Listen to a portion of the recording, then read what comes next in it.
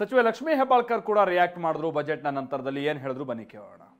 ಈಗಾಗಲೇ ಬಜೆಟ್ ವಿಚಾರವಾಗಿ ಮಾತಾಡಲಿಕ್ಕೆ ಸಚಿವ ಲಕ್ಷ್ಮೀ ಹೆಬ್ಬಾಳ್ಕರ್ ಬನ್ನಿ ನೇರವಾಗಿ ಅವರನ್ನ ಮಾತಾಡ್ತೀನಿ. ಮೇಡಮ್, ಬಜೆಟ್ನ ಮೊದಲ ರಿಯಾಕ್ಷನ್ ನಿಮ್ಮದು?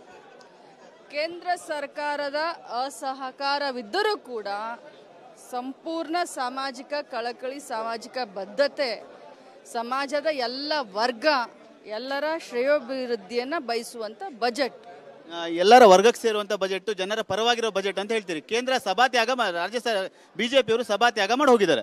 ನೋಡಿ, ಪ್ರಜಾಪ್ರಭುತ್ವದಲ್ಲಿ, ಅದರಲ್ಲೂ ನಮ್ಮ ಕರ್ನಾಟಕ ರಾಜ್ಯದ ಇತಿಹಾಸದಲ್ಲಿ ಎಷ್ಟೋ ಜನ ಕಾಂಗ್ರೆಸ್ನವರು ಮುಖ್ಯಮಂತ್ರಿ ಆದರು, BJPಯವರಾದರು, JDSನವರು ಆದರು.